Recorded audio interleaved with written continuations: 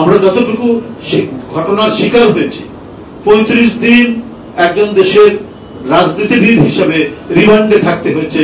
চোর, ডাকাত, মাদক সেবী তাদের সাথে ইউনিভার্সিটিতে পড়াশোনা করেছি, ছাত্র রাজনীতি করেছি, ছাত্র রাজনীতি থেকে বেরিয়ে জাতীয় রাজনীতির সাথে সংশ্লিষ্ট আছি। হাইকোর্টের সনদপ্রাপ্ত অ্যাডভোকেট, আমাদেরকে জীবনযাপন করতে হয়েছে, আমাদেরকে ফেলে রাখা হয়েছে মাদক সেবী, খুনি, ডাকাত, চোর এদের সাথে। 35 দিন রিমান্ড একবারে, সেটা হচ্ছে একবার একটা ঘটনা। এরপরে তো আবার কত লাস্ট জুলাই আগস্টের আন্দোলন, 19 জুলাই, এই যে রাশেদ এখানে আছে সাংবাদিক, সে জানে যে কিভাবে টেনে হিসড়ে, সাইড ছিল, কিভাবে টেনে হিসড়ে আপনার ডিবি তুলে নিয়ে গেল। রমনা পুলিশ নিয়ে যেতে চাচ্ছিল, ছিনতাই করে নিয়ে গাড়িতে তুললো হচ্ছে ডিবি পুলিশ।